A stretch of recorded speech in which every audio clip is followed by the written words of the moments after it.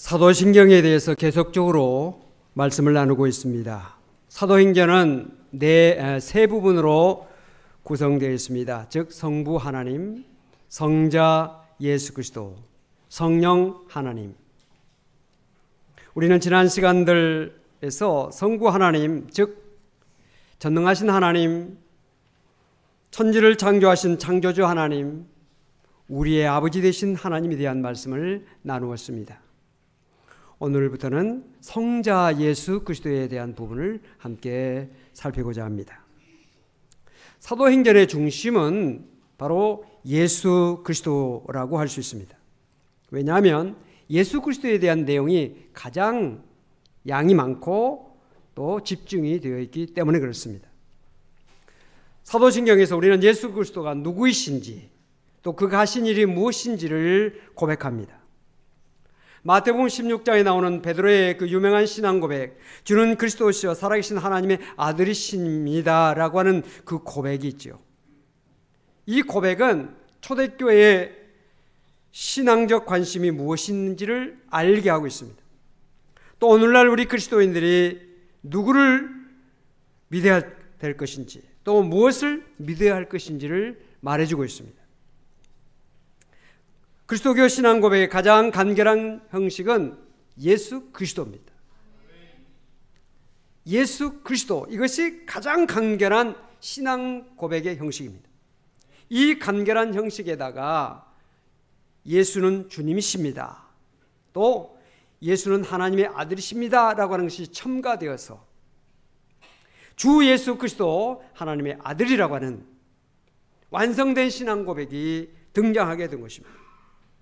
이 고백문은 예수 그리스도가 누구신지 가장 정확하게 소개해 줄 뿐만 아니라 신약 성경에서 선포하고 있는 예수 그리스도에 관한 내용을 포함하고 있습니다. 다시 말하면 이 사도신경은 성경을 요약한 우리의 신앙 고백이다 하는 것을 우리는 알아야 합니다. 우리는 세 부분으로 예수 그리스도에 대한 부분을 살피려고 합니다. 첫째는 하나님의 유일하신 아들, 즉 독생자이신 예수라고 하는 부분을 함께 살피고자 합니다. 신약 성경에서 예수를 하나님의 아들로 표현한 부분이 참 많지요. 그런데 그 가운데서 특별히 요한복음은 예수를 하나님의 아들이라고 하는 표현을 더 넘어서 외아들, 독생자라고 표현하고 있습니다. 오늘 본문의 14절에서 우리가 읽었죠. 14절 우리 다시 한번 읽겠습니다. 말씀이 육신이 되어 우리 가운데 거하심에 우리가 그의 영광을 보니 아버지의 독생자의 영광이요 은혜와 진리가 충만하다. 아멘. 예수가 하나님의 독생자다 이렇게 말씀하고 있고요. 우리가 너무나 잘 알고 있는, 우리가 복음 중에 복음이라고 생각하고 있는 요한복음 3장 16절에도 역시 같은 내용이 되어 있습니다. 같이 읽겠습니다. 하나님이 세상을 이처럼 사랑하사 독생자를 주셨으니 이는 그를 믿는 자마다 멸망하지 않고 영생을 얻게 하려 하심이라. 아멘. 독생자 하나밖에 없는 외아들을 우리에게 주셨다 이렇게 말씀을 하고 있습니다. 다른 권관 복음서 기자들도 그에 상응하는 표현을 하고 있습니다. 비록 독생자라고 하는 그 명칭은 사용하고 있지 않지만 예수가 특별한 분임을 말씀하고 있습니다. 예를 들면 마태는 그의 복음서 3장에서 예수께서 요단강에서 세례를 받고 올라오실 때 하늘에서 소리가 들렸다고, 그 소리는 내 사랑하는 아들이다 라고 하는 소리가 들려왔다고 말씀하고 있습니다. 우리 함께 마태복음 3장 16절 17절 읽겠습니다. 예수께서 세례를 받으시고 곧 물에서 올라오실새 하늘이 열리고 하나님의 성령이 비둘기같이 내려 자기 위에 임하심을 보시더니 하늘로부터 소리가 있어 말씀하시되 이는 내 사랑하는 아들이요 내 기뻐하는 자라 하시니라. 아멘. 또한 예수님께서 세 제자들과 함께 높은 산에 올라가셔서 모세와 엘리야와 함께 대화하는 그런 신비한 모습을 제자들이 지켜보고 있었습니다. 그때 빛난 구름이 그들을 덮으면서 역시 하늘에서 음성이 들려왔습니다. 그 음성이 어떤 음성인지 같이 한번 읽겠습니다.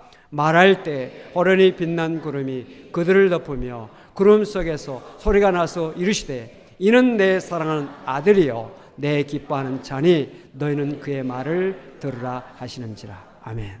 오늘도 예수님의 말씀을 듣는 성도가 되시기를 바랍니다. 네. 사도 바울 역시 로마서 8장 29절에서 예수 그리스도를 맏아들로 표현하고 있습니다.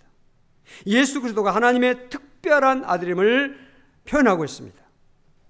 우리는 이미 하나님의 아들이라고 하는 그 말이 가지고 있는 두 가지 의미를 살펴본 바가 있습니다. 즉 예수 그리스도도 하나님의 아들이고 우리들도 하나님의 아들인데 똑같은 아들이 아니라는 거죠. 예수 그리스도는 본질상 성부 하나님과 동일한 의미에서 아들이시고 우리는 예수 그리스도를 믿음으로 말미암아 하나님의 자녀로 인정된 양자라는 거예요. 예수 그리스도로 말미암아 하나님의 자녀가 된 우리들이에요. 그러니까 우리가 하나님의 아들이라고 하는 것하고 예수님이 하나님의 아들이라고 하는 것은 달라요.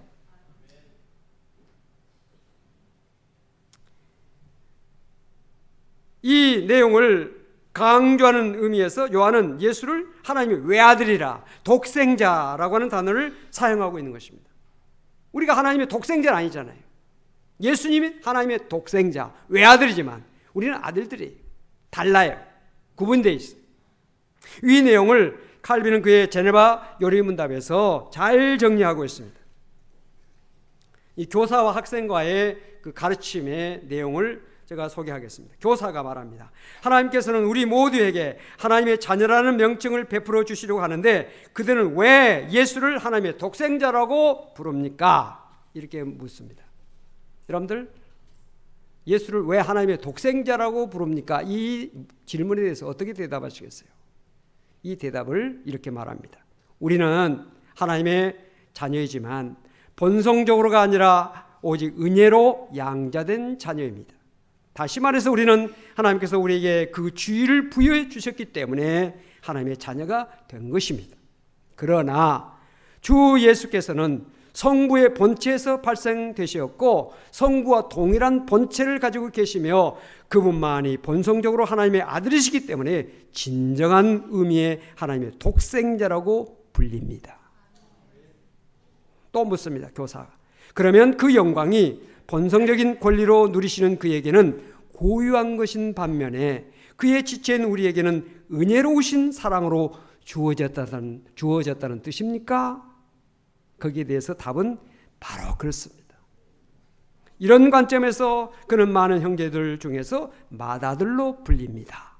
로마서 8장 29절의 말씀을 말씀한 거고 있죠. 칼빈의 요리문답에서 본 바처럼 예수 그리스도의 특별한 지위를 구분하여 소개하고자 하는 의도에서 독생자 또는 장자라는 명칭을 통해서 일반적인 의미에서 하나님의 자녀된 우리 신분 혹은 다른 피조물의 경우와 구분하고 있는 것입니다. 그러나 동시에 서로 공유하고 있는 아들이라고 하는 이 명칭 이걸 통해서 그 구분이 분리가 아니라 유대를 가지게 하는 것입니다. 또한 아버지 앞에서 장자의 대표성과 그리고 중재적인 역할도 강조하고 있는 것입니다.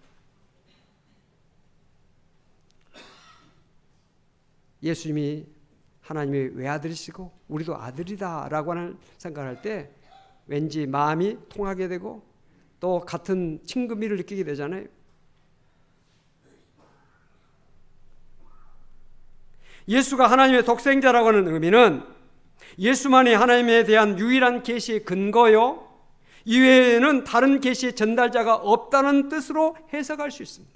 이 내용을 마태복음 11장 27절과 요한복음 14장 6절에서 확인할 수가 있습니다.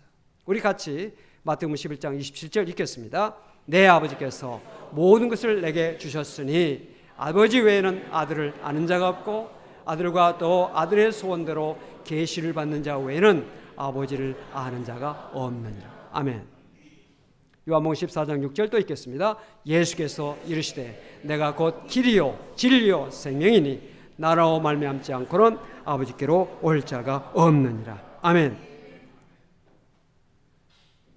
예수가 하나님의 유일한 계시의 가장 확실한 통로라는 거죠. 이 내용을 사도행전 4장 12절에 예수님 부활 후에 오순절날 성령 받은 사도들이 예수만이 구원에 이르는 참 길이라는 사실을 외쳤습니다. 사도행전 4장 12절 함께 읽겠습니다. 다른 이로서는 구원을 받을 수 없나니 천하 사람 중에 구원을 받을 만한 다른 이름을 우리에게 주신 일이 없음이라 하였더라. 아멘. 예수 외에는 구원의 길이 없다는 사실을 분명히 말씀하고 있습니다. 사랑하는 성도 여러분, 예수가 하나님의 유일하신 독생자이심을 굳게 믿으시기를 바랍니다. 두 번째 단락은 우리의 주님이신 예수라고 하는 부분을 함께 살펴보고자 합니다. 주님이라고 하는 말은 고대 사회에서 일반적으로 많이 사용되었던 용어입니다. 이집트나 바벨론이나 셈족 국가들에서 정치적 지도자를 주라고 불렀습니다. 그리고 모든 백성과 노예들은 주에게 속한 존재였습니다. 예수님 당시는 물론이거니와 예수님 이전 100여 년 전에 헬라 시대에도 황제를 퀴리오스, 즉 주라고 불렀습니다. 구약 성경에서 하나님을 향하여 아도나이, 즉 주 또는 주님이라고 표현하는 것은 매우 일반적인 일이었습니다. 이스라엘 백성들은 자신을 저 애굽에서 구원해 주신 하나님을 향해서 감사한 마음으로 아도나이, 주님, 주라고 불렀습니다. 자신들을 소유하신 주님이 온 땅과 하늘에 속한 모든 것을 지으시고 다스린다는 사실을 믿고 주라고 고백했던 것입니다. 신약 성경에도 구약의 하나님을 직접 인용해서 기록한 경우에 주님이라고 부른 경우가 많이 있습니다. 그러나 가장 특징적인 사실은 예수 그리스도를 향해서 주라고 불렀다는 사실이에요. 이는 하나님과 예수 그리스도의 하나됨과 동등됨을 증거하는 중요한 근거입니다. 구약에서도 하나님을 주라고 불렀는가 하면 신약 성경에서도 예수를 주라고 불렀다는 거예요. 그렇기 때문에 하나님과 예수님은 동등하다, 같은 위치에 있는 분이다 라고 하는 사실을 말하고 있어요. 그래서 우리가 하나님을 주여라고도 부를 수 있고 예수님을 향하여 주여라고 불러도 아무런 어려움이 없이 똑같다는 거예요. 믿습니까? 초대교회의 가장 대표적인 그리스도 찬가인 빌립보서 2장 6절부터 11절까지의 내용을 보면 그리스도의 낮아지심, 즉 십자가 이후에 하나님께서 그를 높이심으로 주가 되게 하셨다, 이렇게 선포하고 있습니다. 빌립보서 2장 6절부터 11절까지 저와 여러분이 교독으로 봉독하시겠습니다. 그는 근본 하나님의 본체시나 하나님과 동등됨을 취할 것으로 여기지 아니하시고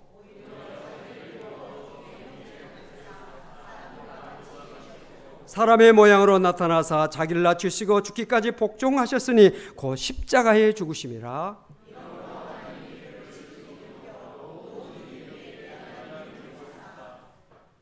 십자가 죽었기 때문에 하나님께서 그를 지극히 높였다는 거죠. 뛰어난 이름을 주셨다는 것입니다.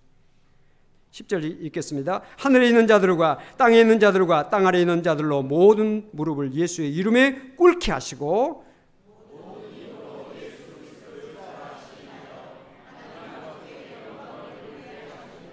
할렐루야. 예수 그리스도를 주라고 우리가 시인하고 예수 그리스도를 주라고 부르는 것은 하나님께 영광을 돌리는 일이라는 거예요. 그렇기 때문에 우리가 예수님을 향하여 주여, 주여, 주님하고 부를 때마다 하나님께서 영광을 받으신다는 사실을 믿으시기 바랍니다. 왜? 우리를 위해서 십자가 달려 죽으시기까지 하나님 뜻에 복종하셨기 때문에 그를 주라고 부르라고 만드신 것입니다. 그러므로 오늘 우리가 예수를 향해서 주라고 고백하는 것은 하나님의 뜻이고 하나님이 원하신 것이고 하나님이 기뻐하신 일이고 하나님께서 영광 받으시는 일이라는 사실을 아시기 바라요. 여기서 우리가 주목해야 될 것은 신약에서 예수를 주라고 지칭하는 경우 신약의 예수와 구약의 하나님이 동등된다는 말씀을 아까 말씀드렸습니다. 이미 마가는 이사야 40장 3절의 말씀을 인용할 때에 예수 그리스도를 주로 표현하고 있습니다. 비교해서 우리 한번 읽어보시기 바랍니다. 이사야 40장 3절에 여호와의 길이 마가복음에서는 어떻게 그것이 쓰여져 있는지를 한번 읽어보십시다. 외치는 자의 소리여 이르되 너희는 광야에서 여호와의 길을 예비하라. 사막에서 우리 하나님의 대로를 평탄하게 하라. 아멘. 광야에 외치는 자의 소리가 있어 이르되 너희는 주의 길을 준비하라. 그의 오실 길을 곧게 하라. 기록된 것과 같이. 이사야에서는 여호와의 길이라고 했는데 여기 마가복음에서는 주의 길이라 그렇게 말씀하는데, 주의 길을 예비하는 것이 바로 예수 그리스도의 오실 길을 예비하는 그런 모습을 말씀하고 있습니다. 바울도 로마서에서 예수가 주이심을 말하고 있습니다. 로마서 10장 9절로 13절까지 우리가 너무나 잘 알고 있는 말씀입니다. 우리 같이 한번 교독을 읽겠습니다. 내가 만일 내 입으로 예수를 주로 신하며 또 하나님께서 그를 죽은 자 가운데서 살리신 것을 내 마음에 믿으면 구원을 받으리라.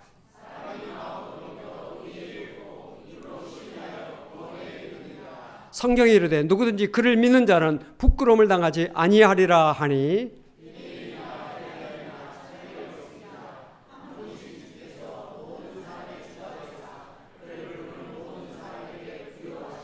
마지막 말씀 같이 읽겠습니다. 누구든지 주의 이름을 부른 자는 구원을 받으리라. 아멘. 믿습니까?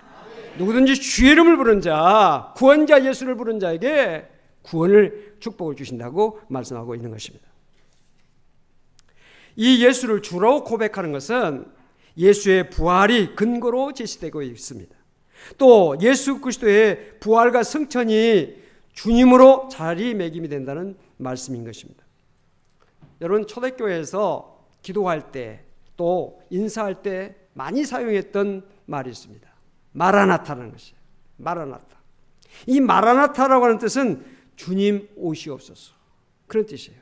또 주님이 곧 오십니다 라고 하는 뜻이 그 가운데 있어요. 오늘도 마라나타, 주님께서 이 자리에 임재하시고 우리와 함께 계심을 우리가 믿고 또 그것을 우리가 사모하며 구해야 되는 것입니다. 우리 같이 마라나타 하십시다. 마라나타, 마라나타, 주 예수여 오시옵소서. 우리가 예배드릴 때마다, 찬양할 때마다, 기도할 때마다 주여 오시옵소서, 주여 임하시옵소서, 이런 기도, 이런 간절한 소망을 가지고, 그런 마음을 가지고 우리가 기도도 하고 찬양도 하고 또 이 땅에서 성도들끼리 인사할 때도 마라나타, 주님 곧 오십니다. 환난과 핍박 가운데 믿음을 지키기 위해서 정말 고통하고 어려움을 당하고 있는 그런 사람들에게 주님 곧 오십니다. 마라나타, 얼마나 위로가 되고 얼마나 소망이 되고 얼마나 힘이 되는 말씀이었겠어요. 우리 주변에 고통당하고 어려움당하고 있는 사람들을 향해서 주님이 아십니다, 주님이 오십니다, 주님이 갚아주실 것입니다. 그런 인사를 할 때 위로가 되고 용기가 되는 것입니다. 우리 옆 사람과 인사하실 때 마라나타 하고 인사하시기 바랍니다.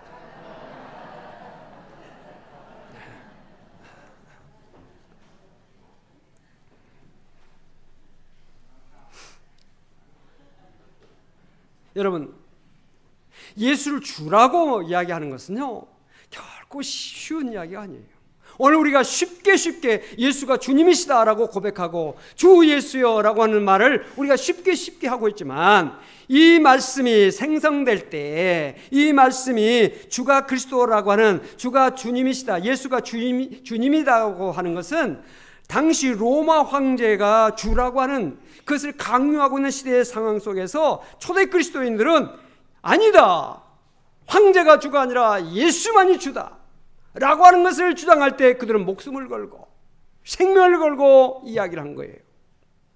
그렇기 때문에 오늘 우리가 예수가 주라고 고백할 때 정말 초대교회의 그 피 흘리며 희생하며 순교하며 그들이 고백했던 그 신앙의 전통, 그 신앙의 마음, 그들의 영성을 우리가 생각하면서 예수가 주님이시다, 이런 고백을 할 수 있어야 한다는 거예요. 인간은 두 주인을 섬길 수 없어요. 오직 예수만을 자신의 주로 삼고 그분만을 섬길 때 인간은 진정한 하나님의 아들과 딸로서 하나님께서 창조하신 이 땅과 그리고 영원한 세상에서 하나님의 아들과 딸로서 하나님께서 주시는 그 왕권을 누리며 살 수 있는 복된 자리에 우리가 설 수 있는 거예요. 이것도 주님이고 저것도 주님이다, 세상도 섬기고 주님도 섬긴다고 하는 그런 것은 결코 하나님께서 원하신 것이 아니에요. 세상 사람들은 세상만 알고 있기 때문에 세상의 물질이나 세상의 권력이나 세상의 쾌락을 주로 생각하고 그것을 최고로 생각하고 있지만 오늘 우리는 아닙니다. 적어도 우리가 예수를 주로 고백하고 있는 오늘 우리들은 세상 사람들이 뭐라 할지라도 우리는 아니다. 예수만이 주인이시다. 예수만이 주님이시다. 예수님만이 우리의 구세주다 라고 하는 것을 우리가 분명하게 말할 수 있어야 돼요. 한국교회가 바알과 여호와 사이에서 머뭇거리기 때문에 여러 가지 문제가 오는 거 아닙니까? 우리가 예수를 믿는다고 하면서 세상 속에서 세상 사람들이 말하고 있는 물질, 권력, 쾌락 이 모든 것들을 그것도 주야 라고 하고 있는 것 때문에 오늘날 교회 문제가 오고 있는 거예요. 오늘 나와 여러분, 우리 교회, 우리 기장교회, 우리 한국교회가 여호와 중심, 하나님 중심, 예수만이 주인이시다, 이 믿음에 굳게 설 수 있기를 주 이름으로 축원을 드립니다. 세 번째 부분, 그리스도이신 예수라고 하는 부분을 함께 살펴보고자 합니다. 여러분, 예수 그리스도라고 하는 것은 예수라고 하는 말과 그리스도라고 하는 말이 합성된 겁니다. 다시 말하면 예수는 이름이에요. 그리스도는 직책이에요. 여러분들 교회 다니면서 직책 받으셨죠? 아무개 권사. 아무개는 이름이고 권사는 직책이에요. 예수 그리스도라고 하는 것은 예수는 이름이고 직책이에요. 그리스도라고 하는 말은 기름 부음 받은 자라는 뜻입니다. 구약시대에 기름 부음 받은 사람, 왕과 제사장과 선지자였습니다. 즉 메시아, 즉 기름 부음 받은 사람은 하나님 통치의 대행자라는 뜻이에요. 하나님의 뜻을 펼치기 위해서 기름 부음 받은 사람이에요. 오늘 목사가, 장로가, 권사가 하나님 앞에 기름 부음을 받았다고 하는 것은 우리가 무슨 참기름을 붓습니까? 무슨 들기름을 아니에요. 성령의 기름을 부은 거예요. 성령의 기름을 부었는데 그 기름 부음의 그 이유가 뭐냐? 하나님 일을 하라고, 하나님께서 주신 사명을 감당하라고 세워준 거예요. 오늘 우리가 기름 부음 받은 사명을 감당할 수 있기를 바랍니다. 예수가 그리스도라고 하는 말을 우리는 아주 쉽게 말하고 있지만 초대교회 당시에는 결코 그렇지 못했어요. 이것을 우리가 사도행전 2장 베드로의 설교와 또 사도행전 5장에서 확인할 수 있어요. 2장 36절 함께 읽겠습니다. 그런즉 이스라엘 온 집은 확실히 알지니 너희가 십자가에 못 박은 이 예수를 하나님의 주와 그리스도가 되게 하셨느니라 하니라. 아멘. 베드로의 설교의 요지가 뭐냐? 너희가 십자가에 못 박은 그 예수가 우리의 주다, 우리의 그리스도, 즉 기름 부음 받은 자다, 그렇게 설교한 거예요. 뿐만 아니라 5장을 우리 함께 읽겠습니다. 그들이 날마다 성전에 있든지 집에 있든지 예수는 그리스도라고 가르치기와 전도하기를 그치지 아니하니. 아멘. 우리가 지금 쉽게 예수 그리스도라고 말하고 있지만 초대교회 당시에는 예수 그리스도라고 말을 못했어요. 그래서 집에 있을 때든지 성전에 있을 때든지 예수가 그리스도라고 하는 것을 가르치고 전도한 일에 힘썼다는 거예요. 예수가 그리스도이심을 굳게 믿는 성도가 되시기를 바랍니다. 예수님 당시의 메시아 대망은 유대인들에게 간절하고도 민감한 상황이었습니다. 그래서 예수님은 당신이 메시아입니까? 라고 하는 질문을 수없이 받았어요. 그러나 예수님이 스스로 내가 메시아다 라고 그렇게 말씀하지 않았어요. 왜? 다양하게 메시아에 대한 그 당시의 메시아상이 많은 사람들에게 일관적인 모습이 되지 않았어요. 서로 다 달랐어요. 젤롯 땅, 즉 정치적인 집단들은 메시아를 정치적인 지도자로 여겼습니다. 로마 압제에서 민족을 구원할 자로 생각했어요. 그것이 메시아라고 생각했어요. 그런가 하면 율법을 연구하고 공부하고 그것을 가르치는 유대 랍비들은 율법을 바르게 해석해 줄 교사로 생각했어요. 그런가 하면 그 밖의 사람들은 메시아를 종말론적인 대제사장이나 예언자나 재림할 엘리야로 생각했어요. 그렇기 때문에 그들에게 메시아에 대한 생각이 서로 달랐기 때문에 이 사람에게는 메시아가 될 수 있지만 이 사람에게 메시아가, 다른 사람에게 메시아가 될 수가 없었다는 거죠.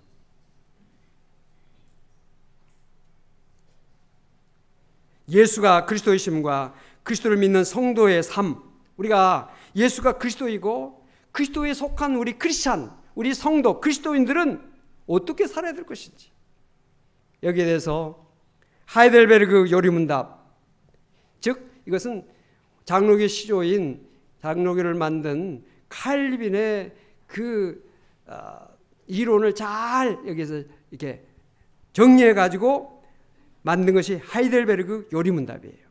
그 말씀을 우리가 함께 읽으면서 오늘 설교를 맺으려고 합니다. 제가 묻고 여러분들이 답해 주시기 바랍니다. 문제는 제가 있고 답은 여러분들이 읽어 주시기 바랍니다. 왜 예수가 그리스도, 즉 기름 부음을 받은 자입니까?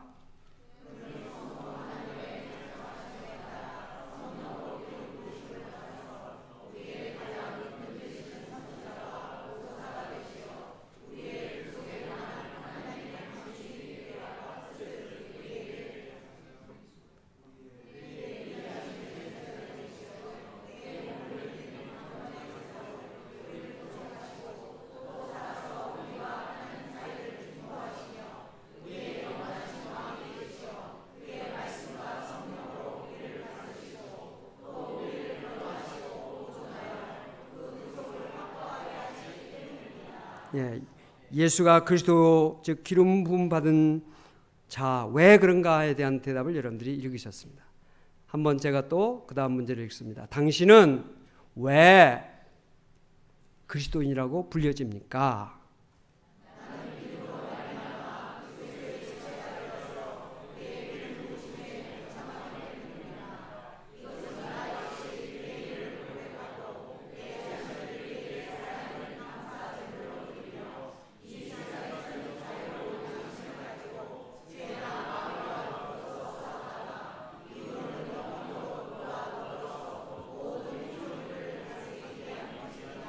아멘. 머리 숙이십시다. 오늘 말씀을 한번 묵상하시기 바랍니다. 우리가 믿는 예수, 주이시며 그리스도이시며 하나님의 독생자이신 것을 오늘 말씀은 우리에게 증거해 주고 있습니다.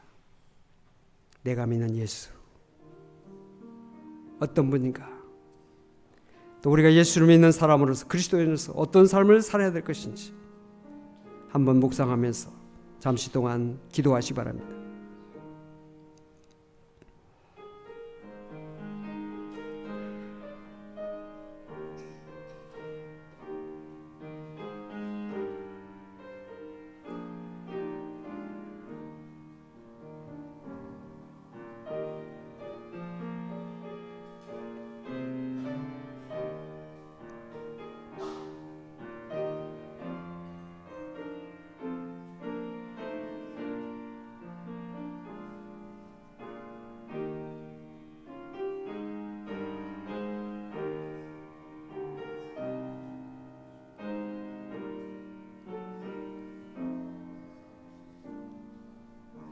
주님, 우리가 믿는 예수는 하나님의 외아들 독생자이시고 우리의 주가 되시고 우리의 구원자가 되십니다.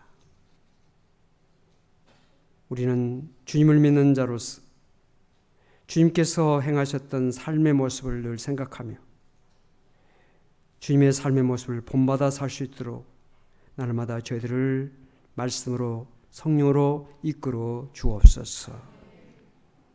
세상의 어떤 것보다도 주님만이 나의 믿음의 대상이요, 주님만이 내가 섬겨야 될 분인 것을 세상의 어떤 사람들의 주장이나 세상 사람들이 어찌하든지 우리는 주님만이 나의 섬겨야 될 분인 것을 알고 믿고 따르며 섬길 수 있는 우리 모두가 되게 하여 주시옵소서.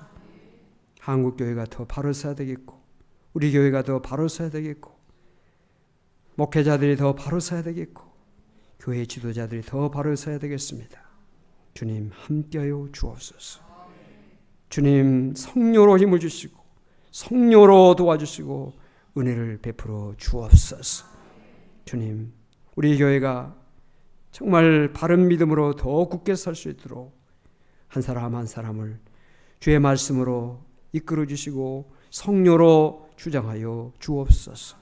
우리 주 예수 그리스도 이름으로 간절히 기도하옵나이다. 아멘.